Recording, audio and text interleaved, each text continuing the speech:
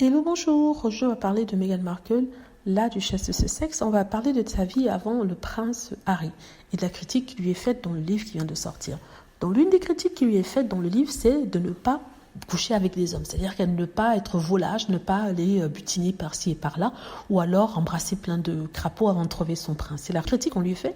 On lui fait cette critique parce qu'on dit qu'elle est très exigeante sur le genre de personne qu'elle veut épouser et qu'elle ne commence pas une relation si elle n'est pas sûre qu'à la clé, il y a le mariage.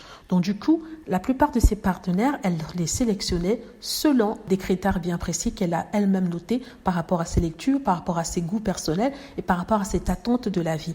Donc il expliquait que il y a des hommes avec lesquels elle sortait, elle se rendait vite compte qu'ils n'étaient pas à la hauteur de ses espérances, et elle les écartait. Il y avait un acteur, par exemple, qui manquait de personnalité. Il y avait un autre qui ne voulait pas, s'engager. Après seulement 6 mois, quand on dit s'engager, ça ne veut pas forcément dire le fiançailles, mais quand même donner l'impression qu'on va vouloir se marier à un certain moment.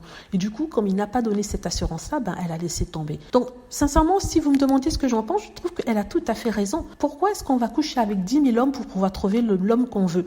Tout simplement, ce qu'on doit faire, c'est d'avoir des critères de sélection et de savoir ce que l'on veut. Si elle veut un homme à sa hauteur, pourquoi pas? Après tout, c'est elle qui va vivre avec cet homme. Ce n'est pas nous, c'est pas vous, c'est pas l'auteur. Si elle décide que le homme qu'elle recherche pour sa vie, avec lequel elle va pouvoir passer le reste de sa vie, doit avoir ceci, cela, ça comme critère, c'est son problème à elle. C'est le genre de vie qu'elle veut mener et bravo à elle, parce que certaines femmes n'ont peut-être pas la présence d'esprit de savoir ce qu'elles veulent.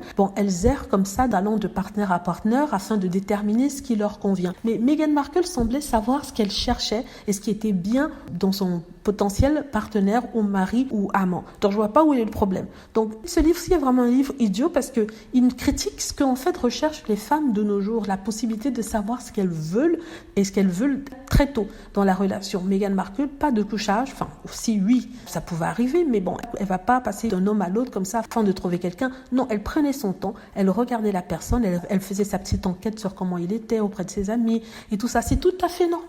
Si la plupart des gens font ça avant de commencer une relation, je suis sûre qu'il n'y aura pas, je vais pas dire moins de divorces puisqu'elle a divorcé de Trevor, mais quand même il y aura moins d'erreurs, moins de ceci, de cela.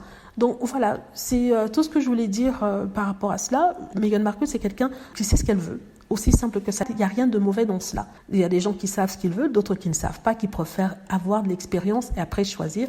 Elle s'est dit non, je veux qu'il soit comme ça, comme ci, comme ça. Et s'il n'a pas ces critères-là, malheureusement, on ne continuera pas notre chemin ensemble. Voilà, donc elle prenait son temps. Dites-moi ce que vous en pensez. J'espère que vous avez aimé la vidéo. N'hésitez pas à cliquer sur like si c'est le cas, à vous abonner pour plus de vidéos et à cliquer sur la petite cloche afin d'être averti lorsque je poste une nouvelle vidéo. Merci.